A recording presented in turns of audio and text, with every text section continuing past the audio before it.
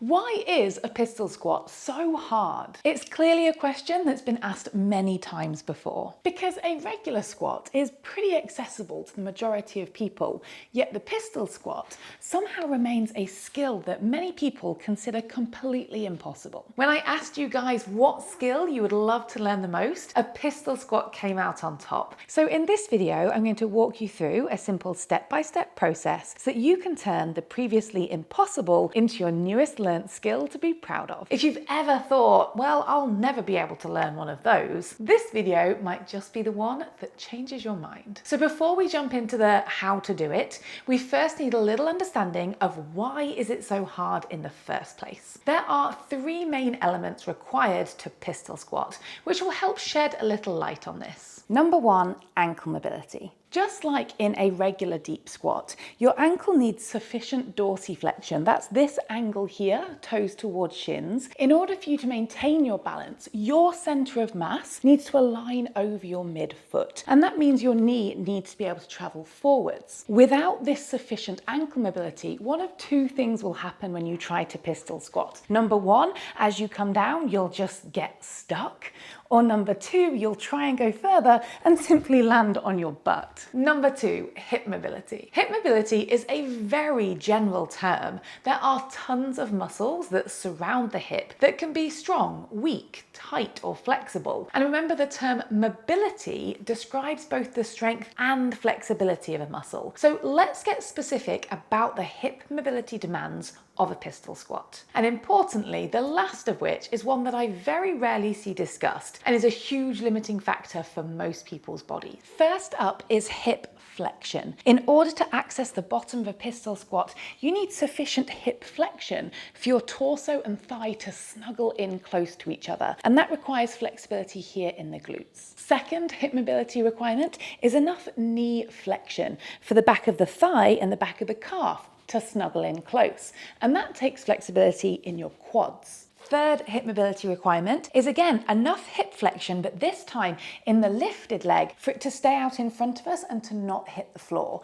That takes flexibility in the hamstrings as well as strength in the hip flexors, even more so if you don't want to hold on to the foot. And then fourth and finally, still talking about hip mobility requirements here, this is the one that I very rarely see discussed in other pistol squat content, is that you need good internal rotation at your hip joint in order to have the strength, balance, and control to move in and out of a pistol squat. This one is very important, so let me just go into it in a little bit more detail. In a regular squat, your thighs are externally rotated and your weight is obviously distributed over both feet. But it's important to realize that a pistol squat is not simply a regular squat but performed on one leg. The mechanics of a pistol squat are entirely different. In order for the pelvis to stay level, your body to stay balanced, and for your knees to travel in the direction of your toes, your center of mass has to remain above that one singular foot, which means rolling the thigh inward, keeping it directly in front of your torso,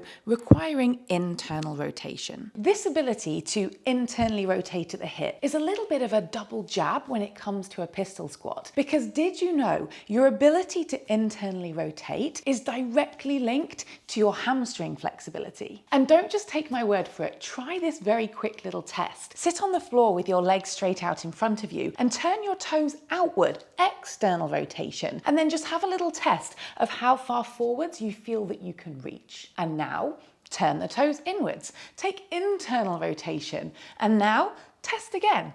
How much further can you reach? So suffice to say, internal rotation of the hip plays a big role in your ability to pistol squat. Now, you'll recall I said there were three main elements to a pistol squat. I've given you ankle mobility, I've given you hip mobility, and now here is your third. Number three, strength. Now, seeing as mobility is a display of flexibility and strength of a muscle, this point feels a little bit duplicative of the previous, but I think it helps add clarity. Lifting your entire body weight from a very deep squat position all entirely on one leg, and therefore balancing at the same time, takes a great deal of strength. Not to mention the fact that many muscles, as I just mentioned, are in a deep stretch position during a pistol squat. And the more stretch a muscle is under, typically the less strength it has. Your quads and glutes are the main player in the strength required for a pistol squat, but crucially, it's their strength in a stretched position that's key. So now we know what we need,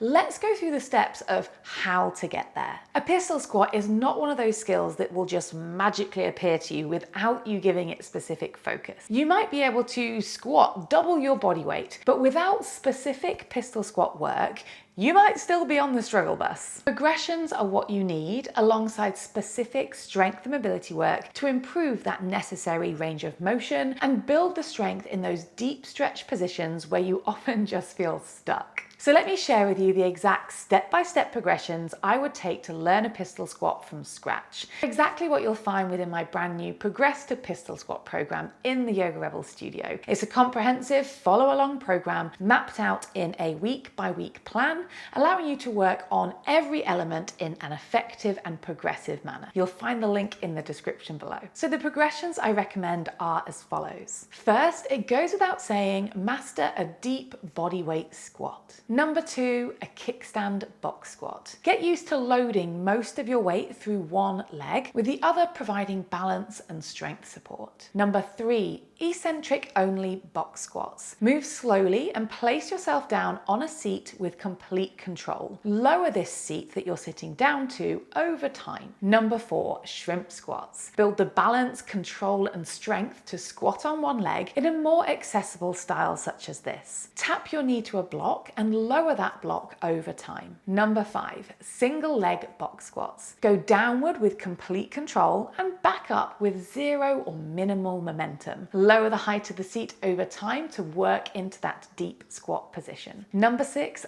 hand assisted pistol squats. Use your hand against a chair to push yourself up. Use the chair here as much as necessary, but as little as possible. Reduce the amount of hands or fingers that you use over time. And finally, number 7, band assisted pistol squats. Reduce the strength of the band over time until one day you can just let go of that band and find yourself doing your first unassisted pistol squat. Remember that a skill such as this takes time to build the neural pathways, to build the muscle memory, and for the mobility and strength to develop. Patience and consistency is key. It's an unfortunate reality that most people don't fail at pistol squats due to lack of strength. It's due to lack of mobility. So go and check out this video next to fix your stiff and cranky ankles.